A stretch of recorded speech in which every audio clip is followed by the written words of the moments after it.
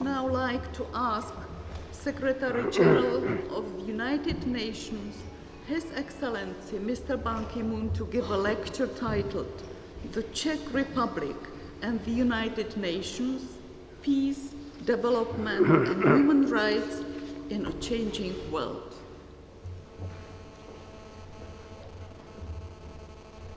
Thank you.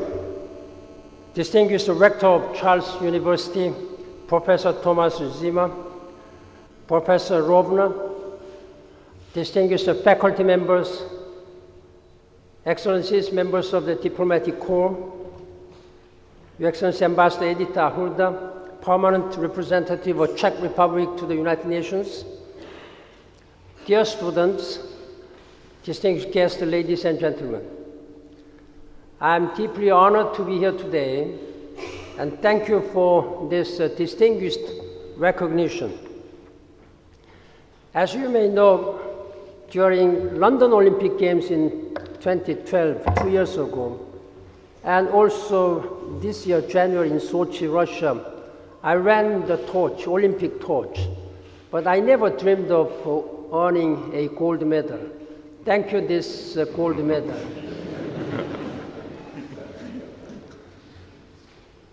I accept this high honor of this gold medal of Charles University on behalf of many thousands of United Nations staff who have been working and who are working with a strong commitment for peace and human rights all around the world, often under very dangerous circumstances.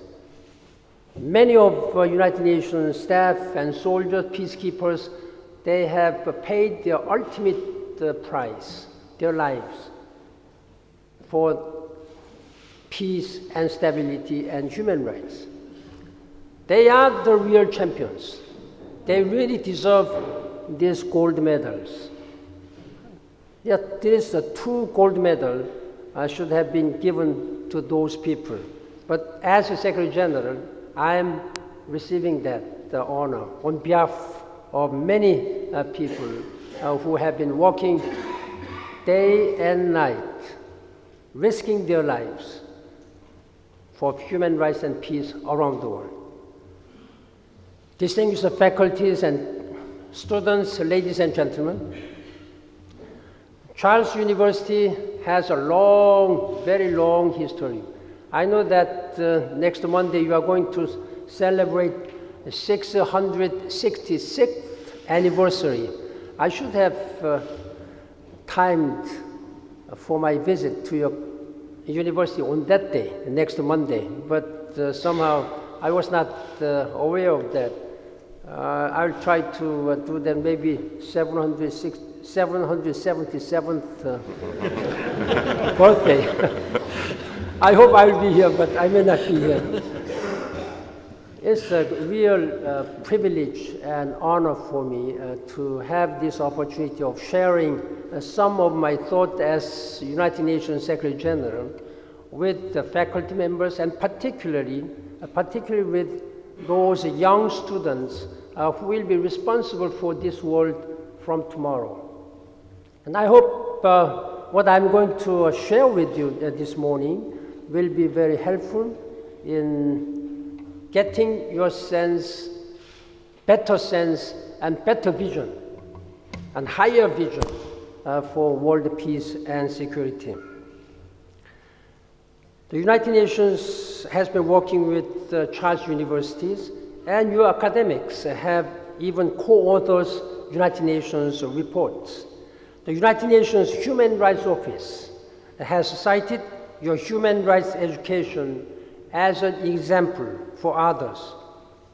In fact, when you were oppressed by communism and by dictators in dark days, your people, your young people, have risen against this dictator and communism, and there were a lot of sacrifices. On the basis of this sacrifice and your commitment, you have achieved such a shining example of democracy, fuller democracy and full of participatory democracy. And I'd like to sincerely congratulate. And this experience should be shared with many people around the world who still need to transition toward the better future and democracy. Many of your graduates have worked directly with the United Nations on issues related to health, environment, and diplomacy. I'm honored to follow many distinguished speakers who have come here. Particularly, one of my distinguished predecessors, Secretary General Javier Pérez de Cuellar. The Czech Republic is a dynamic United Nations member state, active on the Human Rights Council now, contributing to peaceful settlement of disputes and helping other countries to achieve a democratic transition.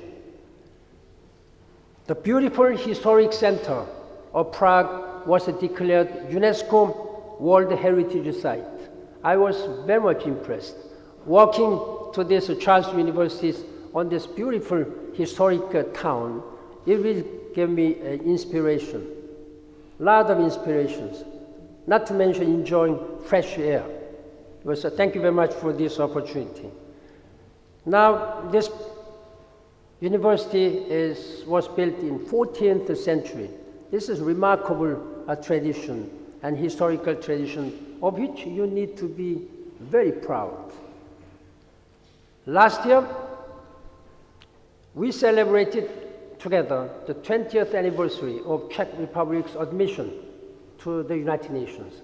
I participated in that celebration ceremony. Your country entered the United Nations when many of you, particularly young students, enter the world.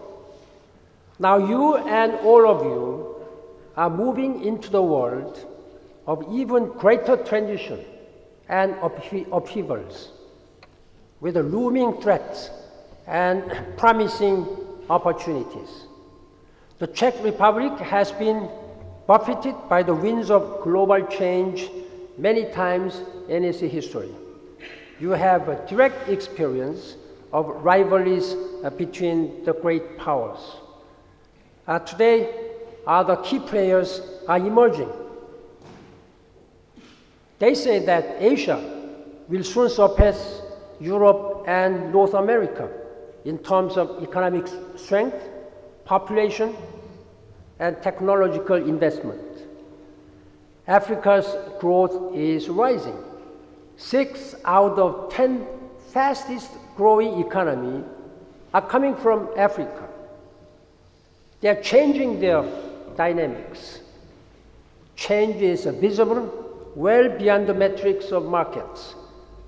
Demographics show the emergence of a new world. The world's population is shifting. We have the largest population of a young generation today.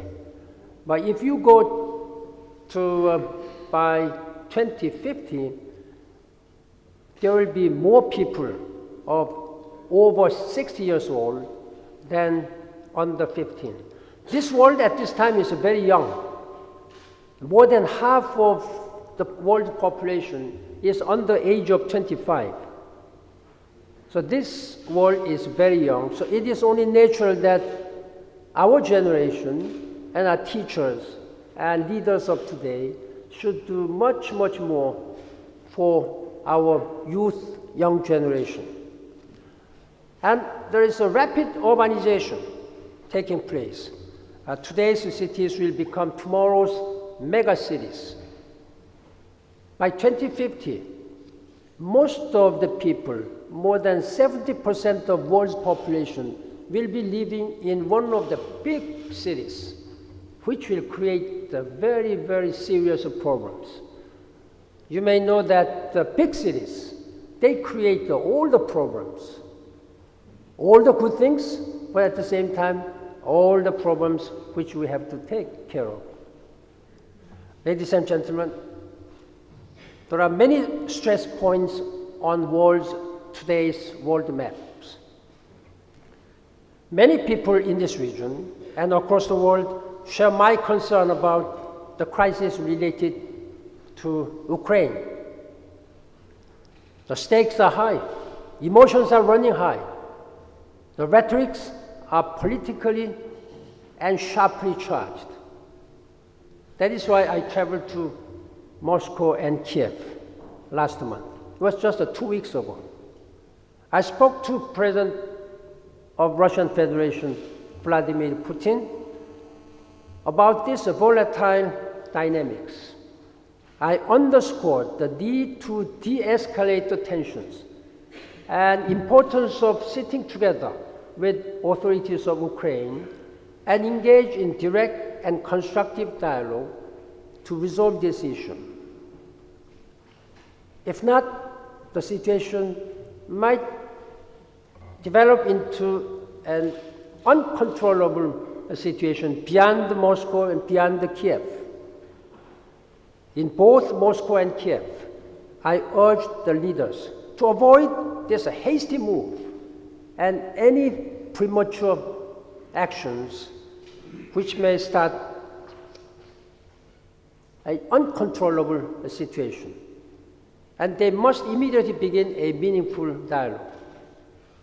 I sincerely hope that this dialogue will continue to resolve all these issues harmoniously. This is more than a situation in Ukraine. It's more than regional European issues. It has a global political implications. It has even a geo-economical implications. The problems of Ukraine are reverberating far beyond this region. They are causing divisions in the international community at a time when we need all those countries to unite to tackle global problems, which I'm going to discuss with you more in depth. I'll continue to do my utmost to promote a peaceful diplomatic solution in keeping with the principles of the United Nations Charter.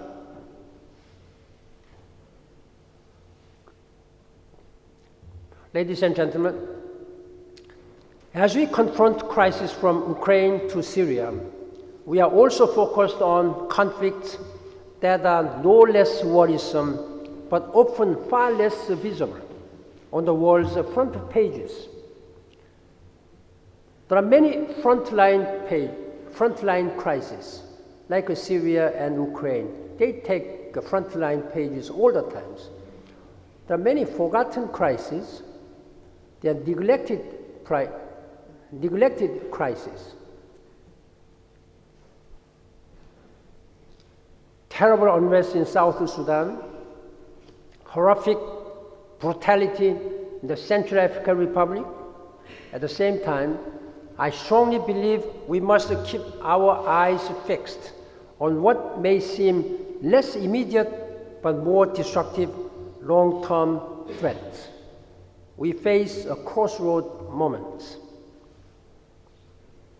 I have been often speaking to world leaders that while you are fighting and struggling and arguing over Ukraine issues, what about all these tragedies in Syria? Not many people are talking about Syria these days. Not many people talk about Central African Republic, where many people are dying. Then what about all these global development issues, climate change? Because of this, your limited time and energy and resources are diverted only on one place. As a Secretary General of the United Nations, I have to address all these issues for humanity. There are 3 issues at this time on the global agenda for the coming year that will shape people's lives for generations and generations to come. 2015, next year, will be a year of global choices. Maybe it may not be a choice, that we have to do. First, the Millennium Development Goals. We must accelerate and must use all available resources and political will, to meet the targets of Millennium Development Goals. This was the blueprint announced and adopted and announced by the world leaders at the dawn of new millennium 2000. They have given 15 years. 15 years at that time seemed to be long, far away. But it's coming next year. We have less than 640 days, less than 1 month and 8 months some days. We have to do all what we can, the 8 goals, to reduce abject poverty as much as we can, to reduce the number of unnecessary death from preventable disease, to have all the school-age children to go to school, at least primary schools. And we have to care about our warming Earth and planet Earth. These are imminent issues which we should not lose any sight, any time. Important progress has been made, in fact. We have been able to cut in half the number of abject poverty, and we have been able to provide the primary education to most of the school children around the world, including in developing world. But still, 57 million children are out of school. They're just wandering around in the street during daytime. And there are still many women and girls, they are being killed. There are many millions of boys and girls who are born but cannot celebrate the 5th anniversary, 5th birthday. They all die before they reach age 5. We have to prevent this one. That means this poverty still affects more than 1 out of 7 people. That means at least the 1 billion people go to bed hungry every night with a hungry stomach. We have to fill their hungry stomach by 2030. But our target was that to cut in half, but still we have 1 billion people. Hunger plagues nearly 1 billion people. Diseases we know how to cure still kills tens of thousands of children every day. Women are not adequately represented in governments and in parliaments across the world. And the warming global climate is undermining our planet's future. I'm urging the international community to spare no effort in speeding up our progress to meet the MDGs by next year. At the time, we must usher in a sustainable future while adapting to changing global landscape. That's my second priority, and United Nations' second priority. That is to define and establish a vision for post-2015. That means from 2016 to 2030, another 15 years. I expect that world leaders will come to the United Nations in celebrating 70th anniversary next year and declare their vision, giving sense of hope and giving their commitment. We have already opened the global discussions to establish that sustainable development agenda. Our goal is to formulate a bold and ambitious and concrete and easy to communicate sustainable development vision by next year. This is a firm commitment. And this time, this vision should address comprehensively all the aspects of our life, economically, socially, and environmentally, covering all 3 dimensions of our life. MDG was designed mainly to help the developing world, but this sustainable development now should cover developed and developing both, all together for people of the world. Our goals will aim for prosperity and sustainability. So you might think of them as a GPS, sort of a GPS, that shows the path to a better world for all the people in the world. That, again, leads me to third priority. That's the climate change. A lot of people have been talking about climate change by this time. And United Nations and I as a Secretary General have been able to bring this agenda of climate change to the top of the global agenda. But there were some leaders, there were some skeptics about the climate change. But now, with the help of many scientists who have been working in IPCC, Intergovernmental Panel on Climate Change, their successive reports have made it plainly clear, scientifically clear, that climate change is happening. This is affecting all the countries around the world, regardless of where you are living. Czech Republic is no exception. It's not affecting only developing world. I was in Greenland just 10 days ago.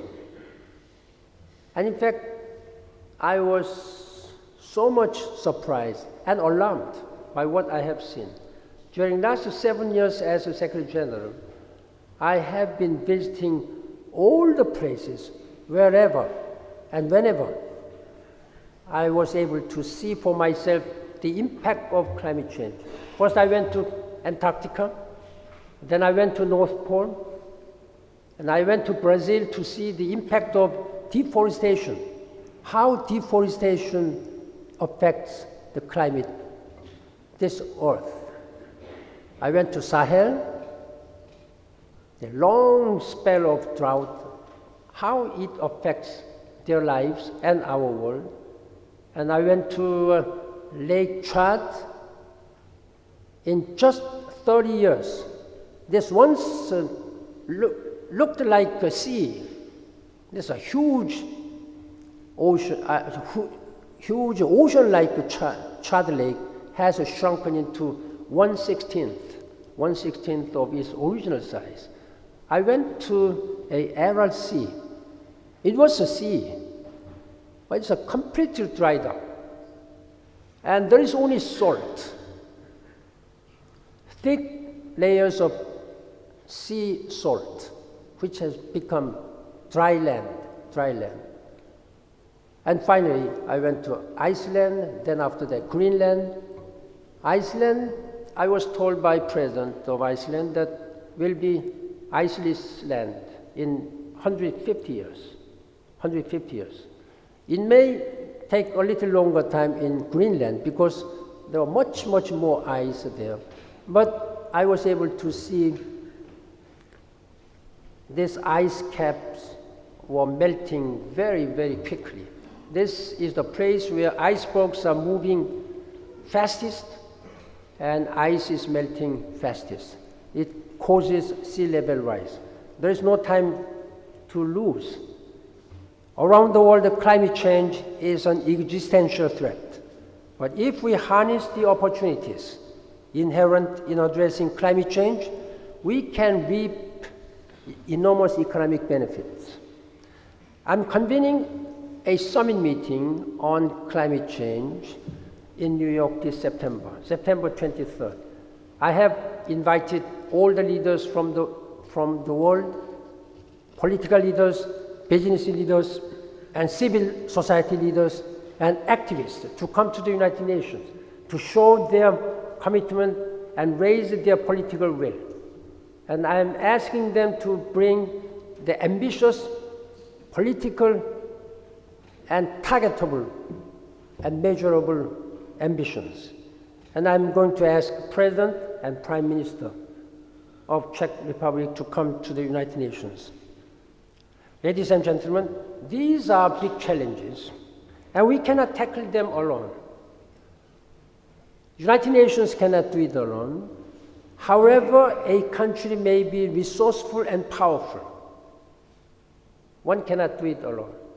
When we are talking about powerful, rich, and resourceful, we think easily European Union, a group of 28 richest countries, and maybe United States, or Japan, China, has become one of the richest countries, but they cannot do it alone. We have to collect all our resources, our wisdom, and most importantly, political will.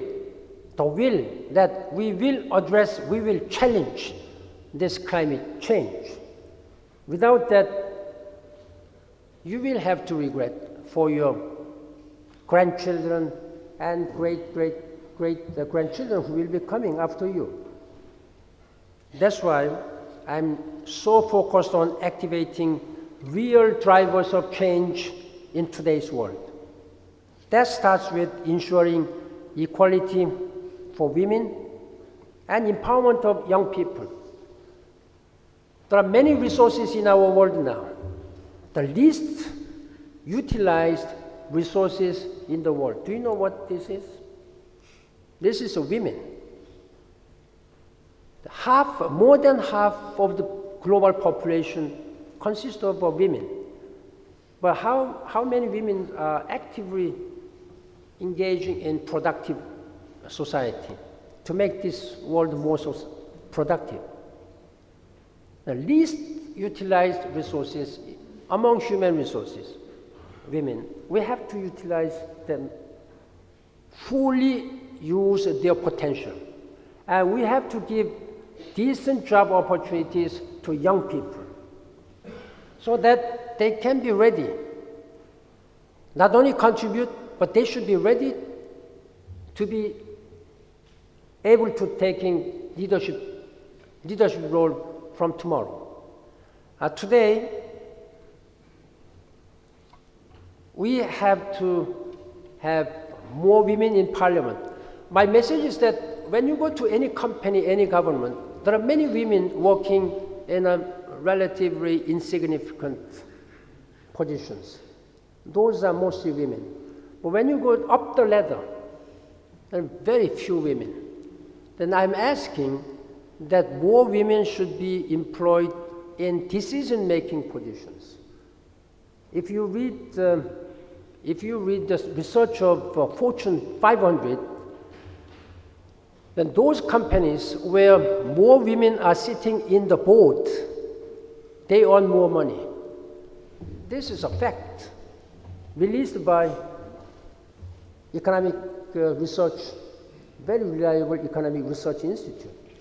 So if there are more women in parliament, if more women in government, it will be a better world. Just a few days ago, I think it is Monday, by coincidence, I saw a CNN news in the morning. There is, you may check, there is a Harvard professor who wrote a book, What Will Happen to This World If This World is Ruled by Women? This is a title. The answer is that there will be fewer wars, less wars, if women rule this world. I fully support. I fully support. That is why I have appointed at least 1/3 of UN peacekeeping operation led by women. I have 120,000 peacekeepers, soldiers, in a sense that jokingly saying, I'm the second most powerful commander-in-chief in the world, only after President Obama. US has more than troops in foreign countries. United Nations is the second, much bigger than United Kingdom, France, or Germany. We have 120,000. We have 15 UN peacekeeping missions. We have 30 political missions, but 15 peacekeeping missions are all with soldiers, police. There was not a single woman in the history. These missions were all led by men, generals or politicians. I have appointed 1/3 of these peacekeeping missions. Now they are commanded by women, hoping that there will be less war. This is a big experiment, but I think I have been successful. I have been successful. You can check with the United Nations record. Again, for the first time, I have appointed the woman peace negotiator, woman peacemaker, Mary Robinson, former Irish president. She has been successful in bringing peace in Democratic Republic of Congo and Great Lake region. And just look at this case. The chemical weapons of Syria is now being destroyed. The head of this destruction team, joint mission, is a woman again. I'm just trying to change basic perception, misperception about women and mentality of man's society, that women can do exactly what men have been or men can do. So let's change all this mentality. I'm asking all men leaders sitting in this hall. And young people, sometimes there are many young people who do not know. They are just roaming without knowing what to do. Simply opportunity is not given. Their potential is not being fully utilized. There's serious youth unemployment problems at this time. You have an unprecedented ability to network, ladies and gentlemen. You have access to information at lightning speed. But it takes more than connectivity to change the world. It takes a conviction. The late Václav Havel spoke about this when he addressed the United Nations in his capacity as president in the year 2000. He said, I quote, "The most important thing that we should seek to advance in the era of globalization is a sense of global responsibility." This is what I have been emphasizing. Then everybody should be responsible. Your family, your community, and your country are all extremely important, but their security, their prosperity alone is not enough. You have to rise above the national boundary, Czech boundary, and even European boundary. You have to become a global citizen. You can do this in many ways, whatever profession you may choose. Then whatever you are going to do should be aimed at as a responsible, global responsible citizen for global prosperity, global unity. That is my call to you now today. Be a global citizen. Stand up for peace, justice, human rights, and common prosperity for all of us. Let us work together to make this world better for all. That's our moral and political responsibility. And thank you very much for your attention. Thank you.